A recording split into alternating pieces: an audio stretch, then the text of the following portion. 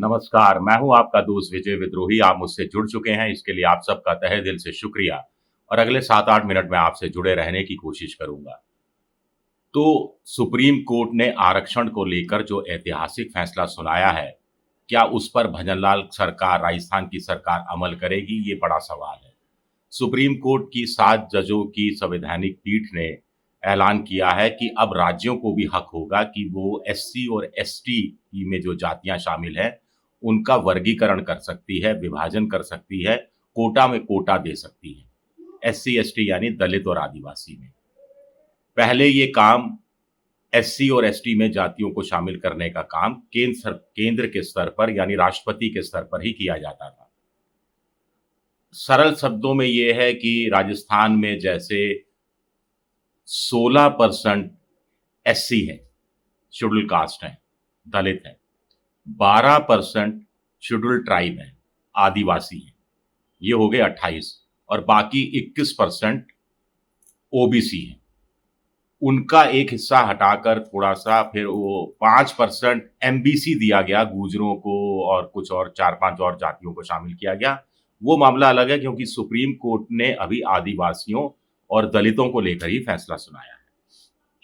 अब राजस्थान में चूंकि जब केंद्र सरकार इस मसले की सुप्रीम कोर्ट इस मसले की सुनवाई कर रहा था, तो केंद्र सरकार से यानी मोदी सरकार से सुप्रीम कोर्ट ने उनका पक्ष पूछा था और मोदी सरकार ने सुप्रीम कोर्ट को कहा था कि उन्हें कोई ऐतराज नहीं है। उन्होंने एक तरह से समर्थन किया था कि अगर राज्यों को यह हक दे दिया जाए कि वो अपने हिसाब से दलित और आदिवासी को आरक्षण का जो कोटा मिला है, उसमें कोटा में कोटा कर दे, यानी श्रेणियां और उप श्रेणियां बना दे, डिवीजन कर दे, तो उन्हें कोई ऐतराज नहीं। तो बीजेपी इस पक्ष में है। अगर बीजेपी पक्ष में है तो बीजेपी की राज्य सरकारों को यह काम करना चाहिए।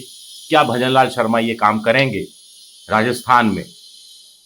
कुछ लोग कहते हैं कि लोकसभा चुनाव के जो नतीजे आए, उससे पहले विधानसभा चुनाव के भी जो नतीजे आए, उसको देखते हुए बीजेपी को यह काम करना चाहिए और जल्द कर देना चाहिए, क्योंकि कुछ आदिवासी छिटका है बीजेपी से।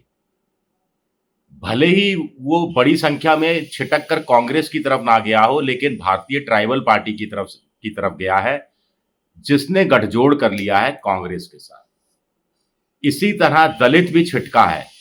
वो आरक्षण वाला जो मसला हुआ कि संविधान बदल देंगे, आरक्षण खत्म कर देंगे, ओबीसी भी छिटका है, लेकिन फिर अभी बात एससी और एसटी की।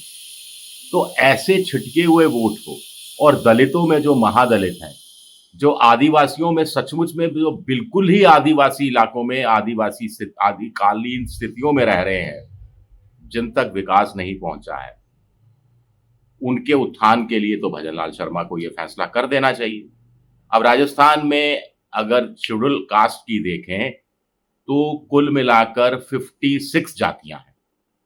शेड्यूल ट्राइब की देखें तो 13 मोटी तौर पर जातियां, फिर उनकी उपजातियां हैं जो करीब करीब 30-32 के आसपास बैठती हैं।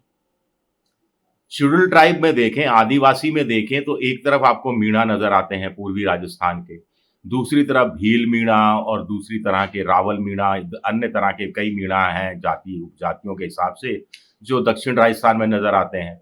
एक फिर सहरिया आदिवासी नजर आते हैं। कुल मिलाकर क्या 12% आरक्षण का अभी लाभ जो शेड्यूल ट्राइब को राजस्थान में आदिवासियों को मिल रहा है, इसके क्या 2 टुकड़े किए जा सकते हैं? यानी एक जो पूर्वी राजस्थान के मीणा हैं, मीणा भाई हैं, जिन्होंने आरक्षण का कई पीढ़ियों से लाभ उठाया है, जो आईएएस आईपीएस बने हैं, तो क्या उनके लिए 12% में से अलग से एक कोटा टाइप किया जा सकता है कि पूरे 12% पर उनका अधिकार नहीं रहे, उनको 4% दे दिया जाए या 5% दे दिया जाए, चलिए बहुत हुआ तो 6% दे दिया जाए। इतना बड़ा दिल तो मीणा समाज को उठाना चाहिए और बाकी 6% जो बाकी की शेड्यूल ट्राइब में शामिल जातियां हैं, उनको दे दिया जाना चाहिए। क्या भजनलाल शर्मा ये काम कर पाएंगे? अगर ऐसा कर दिया तो डॉक्टर किरोड़ी लाल मीणा जो इस समय ठाले बैठे हैं, वो क्या करेंगे? डॉक्टर किरोड़ी लाल मीणा की बात मैं इसलिए कर रहा हूं क्योंकि जब गुर्जरों ने कहा कि साहब जाटों को आप ओबीसी में ले आए, जाट सारी मलाई खा रहे हैं, हम कुछ कर नहीं पा रहे, तो हमें शेड्यूल ट्राइब में यानी मीणाओं के साथ हमें आरक्षण दे दिया जाए।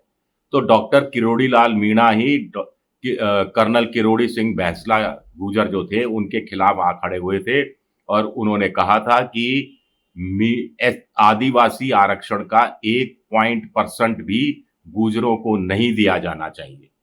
और मीणाओं के गांव, गुर्जरों के गांव आपस में अदावत, जो सदियों से साथ साथ रह रहे थे, आपस में अदावत हो गई थी। वसुंधरा राज का समय था, एक बार कुल मिलाकर 70-72 गुर्जर गोलीबारी में मारे गए थे। पीलूपुरा और बहुत सारे नाम आपके ध्यान में आगे होंगे, पटरियों पर बैठे हुए गुर्जर। और मामला फिर भी सुलटा नहीं, फिर देवनारायण गुर्जर बोर्ड और वैमनस्य से पैदा हुआ दो जातियों के बीच में। 5% अलग से एमबीसी में आरक्षण दिया। वसुंधरा ने भी, गहलोत ने भी, कभी हाई कोर्ट में जाकर अटक गया, कहीं सुप्रीम कोर्ट में जाकर अटक गया, नवी अनुसूची में शामिल करने की मांग की। ना उस समय मनमोहन सिंह सरकार ने माना, ना अब मोदी सरकार मान रही। तो दूध की जली हुई है राजस्थान में बीजेपी। ऐसे में कुछ लोग कहते हैं कि वो कोटा में कोटा नहीं करेगी, एक तरह से जातियों में नई तरह से विवाद शुरू हो जाएगा, जातीय संघर्ष की स्थितियां पैदा हो सकती हैं, तो इनसे बचने की कोशिश करेगी। एक और बात है, अभी भी कांग्रेस जातीय जनगणना की बात कर रही है ताकि लोग जाति के नाम पर वोट दें, जाति के हिसाब से वोट दें, धर्म के हिसाब से वोट नहीं दें। यानी दलित और आदिवासी की तरह वोट दें, हिंदू बनकर वोट नहीं दें। और बीजेपी चाह रही है हिंदू बनकर वोट दें। अब ऐसे में अगर विभाजन कर दिया, कोटा में कोटा दे दिया बीजेपी ने, तो दलितों में और दलित नाराज हो जाएंगे। मान लीजिए आदिवासियों में कोटा अलग कर दिया, मीणा अलग, गैर मीणा अलग। मीणा वैसे ही प्रभावशाली है, तो उनका जो परसेंटेज आरक्षण का अभी पूरा 12% मिला हुआ है, जिसका लाभ वो उठा सकते हैं। मान लीजिए उनको 6% दिया, तो 6% तो उनका हक मारा गया उनके हिसाब से, तो वैमनस्य पैदा हो जाएगा। इसी तरह दलितों में 56 जातियां हैं, 16% आरक्षण है। कुछ लोग कह रहे हैं 56 के 4 हिस्से किए जा सकते हैं, 4-4% आरक्षण दिया जा सकता है, जैसा पिछड़ों को कर्नाटक में 4 हिस्से करके दिया गया। या 16 में से 6% सबसे ऊपर की जो ऐसी जातियों को जिन्होंने तरक्की कर ली हो उनको दिया जाए, और बाकी का जो 10% है वो बाकी बची हुई 46 जातियों में बांट दिया जाए। लेकिन फिर वही सवाल, क्या भजनलाल सरकार इतना बड़ा जोखिम उठा पाएगी? कुछ लोग कह रहे हैं हम बेकार में भजनलाल जी की बात कर रहे हैं। तय तो बीजेपी आला कमान को करना है, तय तो मोदी जी को करना है, नड्डा जी को करना है जब तक वो सत्ता में है, और सत्ता से मतलब कुर्सी पर है राष्ट्रीय अध्यक्ष की, और अमित शाह को तय करना है। तो ये देखना दिलचस्प रहेगा कि बीजेपी की अलग अलग राज्य सरकारें इस मुद्दे को लेकर क्या रुख अपनाती है, और इससे कुछ सामाजिक न्याय की राजनीति कितनी प्रभावित होती है। फिर मैं कहूंगा राजस्थान दूध का जला हुआ है, छाछ फूंक फूंक कर पिएगा, ऐसी मेरी मान्यता है। शुक्रिया मेरा वीडियो देखने के लिए। पसंद आए तो लाइक कीजिए, सब्सक्राइब कीजिए, शेयर कीजिए। शुक्रिया।